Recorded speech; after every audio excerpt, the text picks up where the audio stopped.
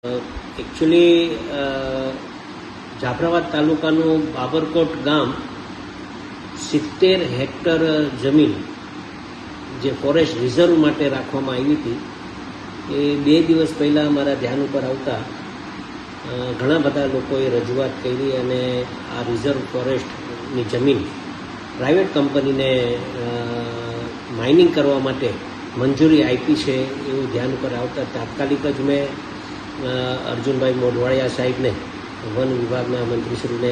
આ ધ્યાન ઉપર મૂક્યું છે પત્ર લખીને, અને સાચી હકીકત એમને આપી છે કે નથી આપી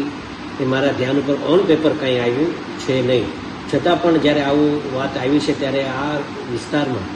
ઘણા બધા વન વિભાગના જેમ કે હાવજ, સિંહ અને અન્ય પ્રાણીઓ જે આ વિસ્તારમાં વસાવટ કરતા હોય, તો મારું પણ એવું માનવું છે કે તાત્કાલિક જ જો કદાચ આવું થયું હોય તો આવું ન થાય એના માટે પણ મેં સરકારશ્રીને એક પત્ર લખીને ધ્યાન ઉપર મૂક્યું છે, જેના કારણે જો આવું થાય તો આ વન પ્રાણીઓ બીજા બધા ગામડાઓમાં વસાવટ થાય અને બીજા બધા વસાવટમાં ગામડાઓમાં જોખમ થાય એના કારણે આ વિસ્તારમાં ઘણા બધા સિંહ અને વન પ્રાણીઓ રહી છે, તો આ લીઝ ન આપે એવી મારી પણ માંગણી છે. અને આ